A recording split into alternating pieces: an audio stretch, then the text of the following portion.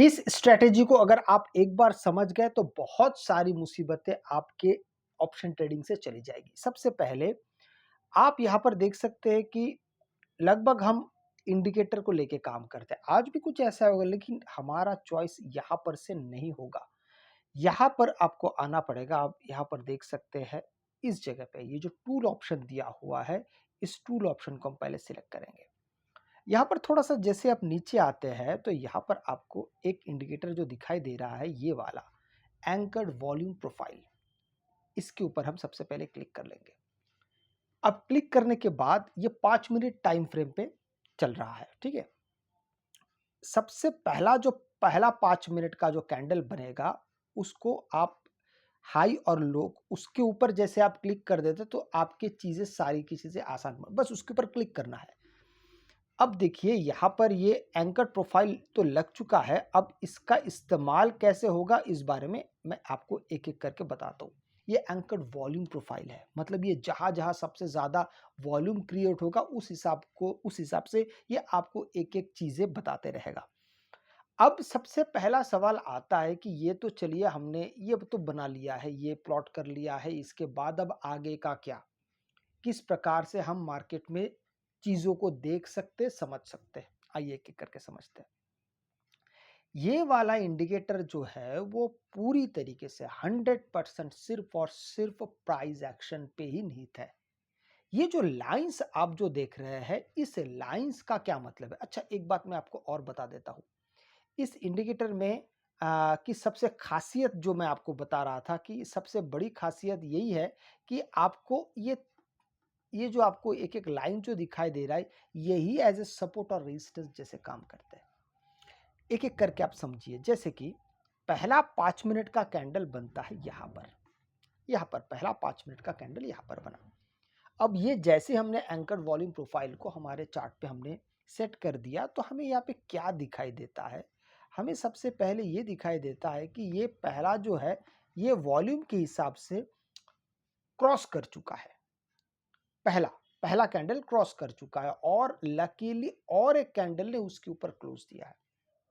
इसका मतलब ये है कि ये जो पहला वाला जो शुरुआत में ये हमें रेजिस्टेंस जैसे दिख रहा था क्योंकि मार्केट सबसे पहले कैंडल के ऊपर लगा है तो ये रेजिस्टेंस से एक कदम ऊपर बन के सपोर्ट बन गया है। अब आप जैसे ही यहाँ पे एंट्री करते हैं, एंट्री करने लायक चीज बन चुकी है क्योंकि यही लाइन जो है अभी एज ए सपोर्ट काम कर रहा है। अब यहां से हमारी एंट्री तो हो चुकी है। अब सवाल आता है कि अब हम एग्जिट के बारे में कैसे प्लान करें, पॉइंट्स को कैसे देखें, अगर री एंट्री करने का मौका मिलता है तो फिर कहाँ कहाँ क्या करें, एक एक करके मैं सारा चीज आपसे मैं एक एक डिटेल में बताऊंगा। मैंने आपको सबसे पहले कहा ये जो लाइन है ये हमारे लिए सपोर्ट और रेजिस्टेंस का काम करता है। क्योंकि आपने यहाँ पर एंट्री किया है, हमारा स्टॉप लॉस भी हम ये मान के चलते ये वाला जो पहला कैंडल है यही हमारे लिए स्टॉप लॉस का काम कर सकता है। अब यहां से तो मार्केट धीरे धीरे ऊपर जाना शुरू हुआ। ध्यान से अगर देखा जाता है जो नियम कहता है वो हमेशा एक एक स्विंग को क्रॉस करते हुए मार्केट जैसा जाएगा, हमारा स्टॉप लॉस वही से ही शिफ्ट होता जाएगा। स्विंग को क्रॉस कैसे करेगा, स्टॉप लॉस कैसे होगा, एक एक करके समझिए। यहाँ पे आपने एंट्री की, मार्केट ऊपर गया, नीचे आया, स्टॉप लॉस हिट नहीं किया, उससे पहले यहाँ से मार्केट बुलिश हो गया। अब देखिए फिर मार्केट ऊपर चला गया, सेकेंड लाइन को भी मार्केट ने क्रॉस कर दिया, जो रेजिस्टेंस की तरह काम कर रहा था उसको भी मार्केट ने क्रॉस कर दिया। पर इसका ये मतलब नहीं कि किसी कारण से अगर मार्केट नीचे चला आता इस लाइन के तो आपका स्टॉप लॉस हिट हो गया या आपको एग्जिट कर देना चाहिए, नहीं।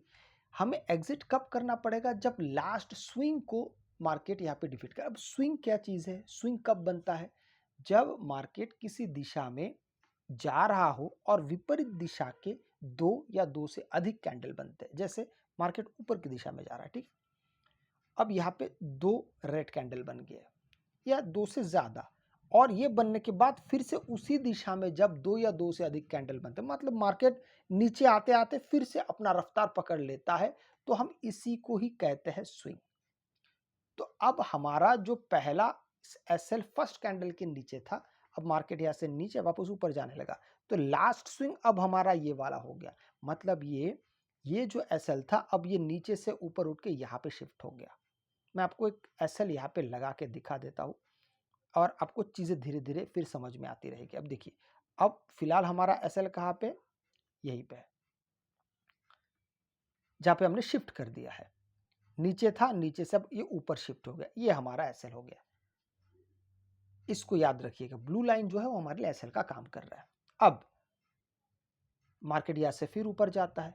अब ये सिंगल एक रेड कैंडल बना, सिंगल रेड कैंडल बनने से कोई फर्क नहीं पड़ता है, 2 या 2 से अधिक, इसको याद रखिए। अब मार्केट यहाँ से नीचे आ रहा है, स्टॉप लॉस यहाँ पे है। अब मार्केट नीचे आते आते आते यहाँ पर फिर से 2 ग्रीन कैंडल बन गए। मैं थोड़ा सा आपको जूम करके दिखा देता हूँ, आपको चीज़ें थोड़ा सा आसान लगने लगेगा। ये रेड कैंडल आते आते यहाँ पे एक ही ग्रीन कैंडल बना है तो कोई फर्क नहीं पड़ता। धीरे धीरे मार्केट नीचे आ रहा है, यहाँ पे 2 ग्रीन कैंडल बन गए, मतलब यहाँ पे स्विंग क्रिएट हो चुका है। अब हमारा एसएल जो पहले नीचे था, यहाँ पे था, अब ये शिफ्ट होके यहाँ पे चले जाना चाहिए। अब हम इसको ऊपर ले चलते हैं, ये देखिए अब हम इसको ऊपर लेके गए। अब धीरे धीरे मार्केट, अब हमारे लिए एसएल क्या है, ये वाला है। मार्केट और ऊपर गया, फिर यहाँ से वापस नीचे आ रहा। अब देखिए यहाँ पे मार्केट ने एसएल के पास आके यहाँ पे देख रहा है कि उसे क्या करना चाहिए। मार्केट को दोबारा यहाँ पे सपोर्ट मिल जाता है, जहाँ पे आपने एसएल सेट किया है अब वही लाइन आपके लिए सपोर्ट का काम जैसा कर रहा है। अब देखिए यहाँ से मार्केट फिर ऊपर चढ़ने लगा। अब देखते हैं आगे क्या होता है। अब देखिए यहाँ पे एक रेड कैंडल को क्रॉस कर लिया, मार्केट यहाँ से जा रहा, तो एक स्विंग यहाँ पे दोबारा बन गया है। अब नीचे का स्टॉप लॉस हमारे लिए जो ये जो आपका स्टॉप लॉस है ये और ऊपर चला जाएगा। आपको धीरे धीरे समझ में आ रहा है किस तरीके से हम चीज़ों को ट्रेल करते हुए आगे जा रहे हैं। आपकी एंट्री यहाँ बनी, लेकिन हम स्विंग को मापते मापते धीरे धीरे ऊपर की दिशा में जा रहे हैं। मतलब अब यहाँ से मार्केट नीचे भी आ जाएगा तो आपके हाथ में निश्चित रूप से आप घर कुछ ले जाएंगे, इतना तो आपका बन ही जाएगा। अब देखिए अब यहाँ से मार्केट फिर से ऊपर जा रहा है और ऊपर चला गया। ये सब सिंगल कैंडल, आप अगर देखें एक एक रेड कैंडल सिंगल बना, यहाँ पे सब सिंगल। अब इस जगह को अगर आप देखते हैं तो यहाँ पे देखिए, यहाँ पे एक सिंगल ग्रीन कैंडल बना, इसका मतलब अभी तक स्विंग क्रिएट नहीं हुआ है। जब 2 लगातार ग्रीन कैंडल बन जाएगा, क्योंकि 2 रेड तो बन चुका है, अब 2 अगर रेड 2 ग्रीन बन जाएगा तो स्विंग क्रिएट हो जाएगा। इसका मतलब ये होगा कि मान लीजिए अभी यहाँ से अगर और एक ग्रीन कैंडल बन जाता है या 2 बन जाता है तो आपका एसएल जो अब यहाँ पे है ये ऊपर उठ के यहाँ पे चला जाएगा। अब सोच के देखिए, धीरे धीरे ट्रेल करने की जो क्षमता है मार्केट में, ये हम किसके बेस पे कब से कर रहे हैं? हम सिर्फ और सिर्फ ध्यान से जब हम काम कर रहे हैं तो इसी लाइन, इसी एंकर प्रोफाइल के बेस पे ही कर रहे हैं। अच्छा, दूसरी बात, अब अगर इन लाइंस को ध्यान से देखते तो देखिए यही आपके लिए पूरी तरीके से रेजिस्टेंस और सपोर्ट पूरी तरीके से काम कर रहा है। अगर हम सिर्फ इन्हीं के बारे में बात करें, अगर आपने यहाँ पे स्टॉप लॉस लिया है तो जब तक ये इसके नीचे नहीं आ जाता है आप यहाँ से एग्जिट नहीं करेंगे।